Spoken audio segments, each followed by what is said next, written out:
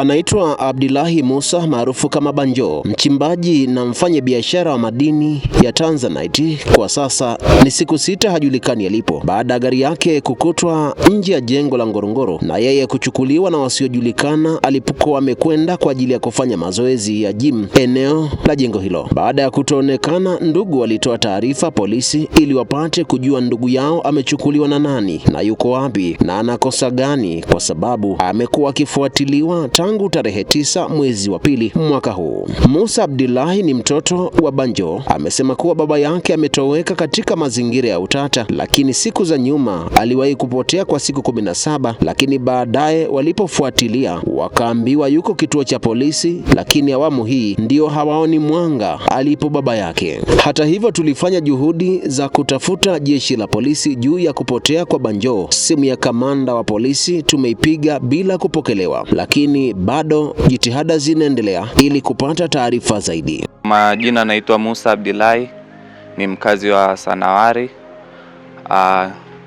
Natoa taarifa ya kupotelewa kwa baba yangu ambaye alitoweka kwenye mazingira ya kutatanisha toka tarehe 12 mwezi wa pili maeneo ya jengo la Ngorongoro, ambapo ndipo anakwenda kufanya mazoezi. Jioni alitoka kwenda kufanya mazoezi kama ilivyo kawaida, na baadaye niliongea naye kwenye simu na akanipa taarifa anamalizia mazoezi anipigie simu. Baada ya muda nilimpigia simu, lakini hakupatikana tena hewani na namba yake nyingine tu ilikuwa inaita. Asubuhi ilipofika ikabidi tutoke kwenda kumtafuta, maana kurudi nyumbani kabisa siku hiyo. Tulienda jengo la Ngorongoro ambapo anapofanya mazoezi na tukakuta gari yake ikiwa pale imepaki, na kuwauliza wafanyisha mazoezi wake kwamba yuko wapi huyu mtu. Anasema aliingia kufanya mazoezi na akatoka alivyomaliza kufanya mazoezi. Tukatoka pale kwenda kutoa taarifa polisi, na wakaanza taratibu za upelelezi kugundua nini kinachoendelea. Lakini ikumbukwe nyuma, mnamo tarehe 3 mwezi wa 11 mwaka 2025 pia alipata changamoto hii ya kupotea, na tulimtafuta sana kila kituo, lakini ilishindikana kumpata. Baada ya siku 17 tulikwenda polisi na wakatupa taarifa tena kwamba wako naye. Kwa muda wote walikuwa wamemshikia, lakini mara ya kwanza hawakutupa taarifa hizo, na hii ni mara ya pili tena anapotea kwenye mazingira ya kutatanisha kama ilivyokuwa mara ya kwanza. Mpaka sasa tunajaribu kufuatilia polisi wanafuatilia kwenye CCTV kamera za jengo la Ngorongoro, lakini hakuna chochote kinachopatikana. Zinapatikana picha zikimuonyesha akiingia na kutoka, lakini baadhi ya kamera wametunyima kuziona na wanasema wanaendelea na uchunguzi. Toka tuanze kufuatilia, leo ni siku ya 6. Tulilikuta gari lake eneo la Ngorongoro opposite na Ngorongoro, ambapo ni parking. Aliegesha kwenye parking ambazo ni pembezoni mwa ukuta wa mkuu wa wilaya wa Arusha, na baadaye walikuja maaskari wakalivuta kutoka pale na kulipeleka kituo cha polisi. Polisi wameanza taratibu za uchunguzi na wamekwenda kwenye jengo la Ngorongoro kufuatilia CCTV kamera zilizopo pale, lakini wametuonyesha baadhi ya kamera na baadhi ya kamera nyingine hawajatuonyesha. Siku ya mwisho alikuwa amevaa nguo za mazoezi ambayo ni tracksuit na t-shirt. Historia ya nyuma, alikwenda gari lake lilikutwa barabarani. Hapo ndipo alipopotea na tukujua yuko wapi tena. Baada ya siku 17 na tulimtafuta kila kituo. Baada ya siku 17 ndipo polisi walitupigia simu na kutupa taarifa kwamba wanaye. Akiwa kule anasema alitochiwa sana na kuulizwa maswali kuhusiana na mambo mengi, lakini baadaye walimpeleka mahakamani na akaachiwa huru mahakamani tarehe 31 mwezi wa 12. Alipewa kesi ya uhaini ambayo mwisho wa siku ilifutwa mahakamani. Majibu ya polisi wanasema wanafuatilia.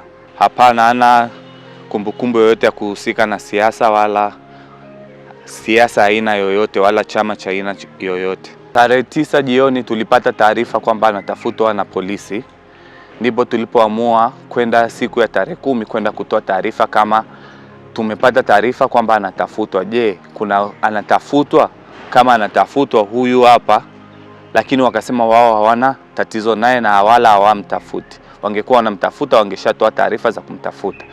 Ndipo tarehe tarehe 11 akaenda hospitali ya Mkwaranga kwa ajili ya kucheki afya yake, na kule wakiwa Mkwaranga alikuja mtu, tukapewa taarifa kwamba kuna mtu alikuja akapiga picha gari ambalo alikwenda nalo kule Mkwaranga, na mpaka sasa polisi hawatupi majibu yaliyonyooka. Wanasema wanaendelea na uchunguzi ambao mpaka sasa hatuoni mwanga wowote, kutokana na baadhi ya kamera kunyimwa kuziona ambazo zinamuonyesha akitoka kwenye jengo lile la Ngorongoro.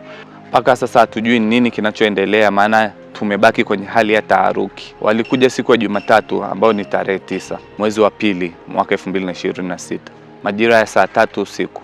Walikuja wakapita tu na kugeuza, hawakuingia ndani, na tulifuatilia ile gari mpaka kufikia kituo cha polisi, na walishuka wakaingia ndani ya kituo cha polisi cha Mjini Kati. Mashaka yetu ni kutokana na hali ya polisi kutuacha kwenye hali ya sintofahamu ya kwamba mtu huyu anatafutwa, na ndipo alimekuja wakasema wamtafuti, baadaye amekuja kupotea kwenye hali ya kutatanisha, hatujui nini kinachoendelea. Kwa mazingira hayo, yule ni mtu mzima, hawezi kupotea, aidha awe ametekwa au la.